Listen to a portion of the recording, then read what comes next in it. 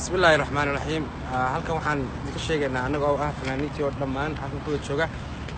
horta waan xambalyeynaa dhammaan reer Jamhuuriyadda Soomaaliland xafladda xambaliyada iyo bogaadinta aan u sameynayna madaxweynaha cusub saaradeedii dhici lahayd maadaama ay dib u dhacday oo aanay dhicin waxaan qabanaynaa 25ka bisha saaradeeda soo socota walaalahay fanaaniinteedii oo dhan North America la jooga intii ugu xidigaha ahayd intii ugu qurux badneyd iyaga intii faahfaahin idin sheegi doona nala socda hadii la ka dhigo aad baan idin salaaminaa hambali ayaan leenahay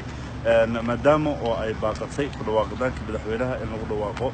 dib loo dhigay annagana waxaan dib u dhignay xafladii maadaama xafladdu ku saabsaneyd madaxweynaha ku dhawaaqitaankiisa insha Allah ta'ala 25ka heeso badan baa la idin soo diyaariyay program aad u qurux badan baan idin sameyn doonaa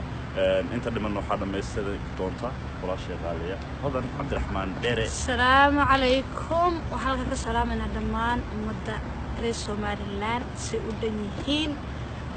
waxaan leenahay habeenkii aan ugu talagalay caleemasaarka madaxweynaha cusub maadaama aan lagu dhawaaqin xafladii oo ay wali dhawaaqitaankii madaxweynaha cusub ay dhiman tahay annaguna sidaa darteed baan xafladda dib ugu dhignay wanaguna dad badan baan soo weydiiyay maalintii shalay ahayd oo na weydiinayay goortay xafladdu tahay marka xafladdu waa 25ka bishan